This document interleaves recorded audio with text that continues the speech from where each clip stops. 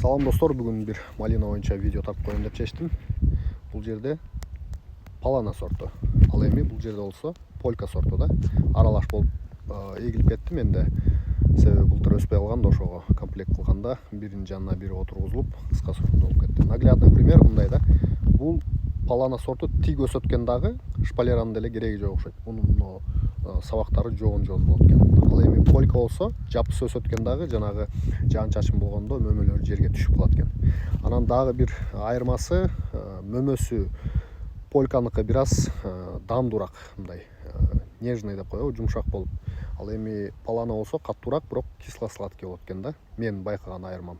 Бирок бул экөө баягы эжесиңдидей болуп эле бир селекционердин колунан чыккан, по-моему, малина болуш керек. Анан көп эле сурай беришет да, мен полька эгейинби же паланабы депчи. Ошону эске алгыла. Эгерде шпалера койбойм десеңер, анда палана эккиле. Салам достор, бүгүн бир малина боюнча видео тартып коеюн деп чечтим. Бул жерде палана сорту. Ал эми бул жерде болсо полька сорту да. Аралаш болуп эгилип кетти менде. Себеби былтыр өспөй калган да, ошого комплект кылганда биринин жанына бири отургузулуп кыска сортунда болуп кетти. Наглядный пример мындай да. Бул палана сорту тик өсөткөн дагы шпалеранын деле кереги жок окшойт. Мунун сабактары жоон болот экен. Ал эми полька болсо жапсы өсөткөн дагы жанагы жаан чачын болгондо мөмөлөр жерге түшүп калат экен. Анан дагы бир айырмасы мөмөсү польканыкы бир аз дандуураак, мындай нежный деп коебу, жумшак болуп. Ал эми палана болсо каттуураак, бирок кисло-сладкий болот экен да. Мен байкаган айырмам. Бирок бул экөө баягы эжесиңдидей болуп эле бир селекционердин колунан чыккан, по-моему, малина болуш керек. Анан көп эле сурай беришет да, мен полька эгейинби же паланабы депчи. Ошону эске алгыла. Эгерде шпалера койбойм десеңер, анда палана эккиле. Салам достор, бүгүн бир малина боюнча видео тартып коеюн деп чечтим. Бул жерде палана сорту. Ал эми бул жерде болсо полька сорту да. Аралаш болуп эгилип кетти менде.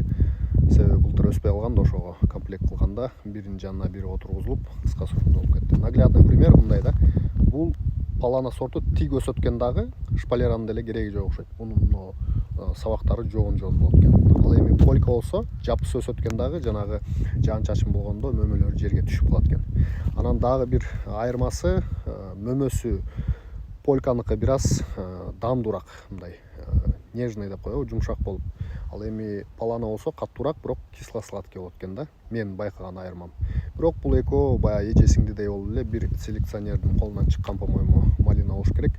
Анан көп эле сурай беришет да, мен полька эгейинби же паланабы депчи. Ошону эске алгыла. Эгерде шпалера койбойм десеңер, анда палана эккиле.